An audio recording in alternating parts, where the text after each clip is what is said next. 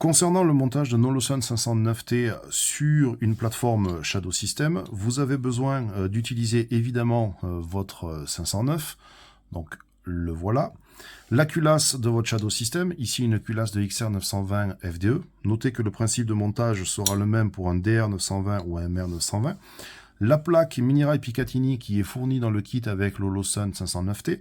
Je vous rappelle en effet que l'empreinte de montage du 509T n'est pas habituelle, n'est pas conventionnelle, puisqu'on n'utilise pas de vis de fixation, mais un Minirai Picatinny propriétaire d'Holosun. Ensuite, vous aurez besoin d'utiliser l'une de ces trois entretoises qui est fournie dans le kit avec le Shadow System, en réalité la plus épaisse, cette entretoise qui viendra dans l'Optic Cut finir de caler la plaque Minirai Picatinny. Voilà, une fois que tous les éléments sont assemblés, il suffit de passer au montage. Donc, sur votre culasse, vous avez une plaque qui protège l'Optic Cut, notamment si vous tirez sans red dot, donc en visée ouverte. Il faut alors démonter cette plaque-là. Donc, vous récupérez les deux petites vis. Attention, la fixation de cette plaque passera par les deux petites vis ici qui sont fournies et non pas par les deux vis qui sont dans le kit avec l'Holosun. Une fois les vis enlevées, vous retirez la plaque. Au passage, regardez la qualité d'usinage et la gravure du logo Shadow System. Évidemment, l'Optic Cut est breveté. Et donc, vous avez une adresse Internet ici qui apparaît, qui vous renvoie au numéro du brevet. Pourquoi breveté? Tout simplement parce que c'est un système de fixation relativement ingénieux et très fiable. Donc, vous pourrez raquer directement sur votre optique sans aucune crainte de l'arracher. Donc, maintien en position très forte de votre optique. Voilà. Une fois que tout est démonté, il suffit de passer au montage. Dans l'Optic Cut, vous avez ici des petites découpes. Ici, ici, ou alors devant, ici et ici.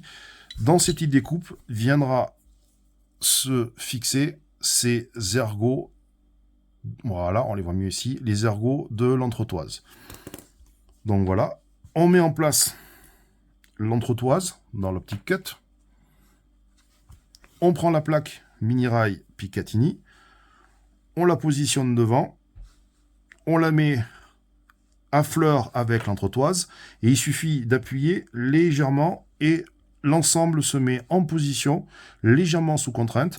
Ce qui signifie tout simplement qu'il n'y a aucun jeu de la plaque sur l'Optic Cut et donc il n'y aura aucun jeu de l'Holosun, de la red dot, lorsque celle-ci sera vissée. Ensuite, il suffit de passer simplement au vissage des deux vis.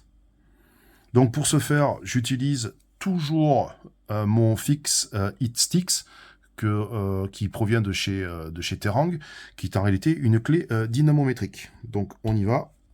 Je commence par visser gentiment en approchant chacune des vis. On y est presque. On continue. Au niveau du couple de serrage à utiliser, sur le mode d'emploi de l'Holosun 509T, il est indiqué 15 inch pounds. Ça tombe bien, ma clé dynamométrique Fixed Sticks, elle aussi est dans la même unité, donc pas de conversion à faire. Alors le principe est simple, une fois que la vis est en contact, vous voyez, vous avez sur la clé Fixed Stick, enfin la mise au point ici, vous avez deux traits. Donc, quand le premier trait est aligné avec le 15, c'est que le couple est atteint. Donc on recommence. Voilà.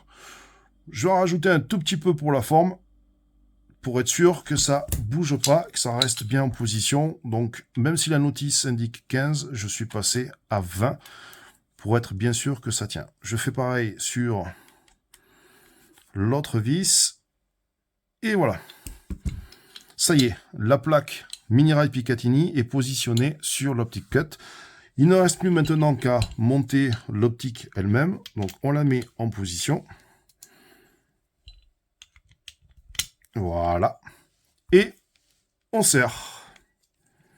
Donc là aussi, le couple de serrage qui est donné directement sur le mode d'emploi du 509, c'est 20 inch pounds. Donc on recommence.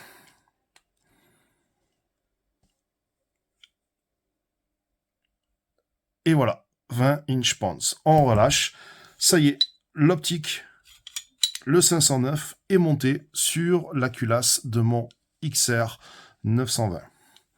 C'est pas plus compliqué que ça. Ça prend 5 minutes à faire.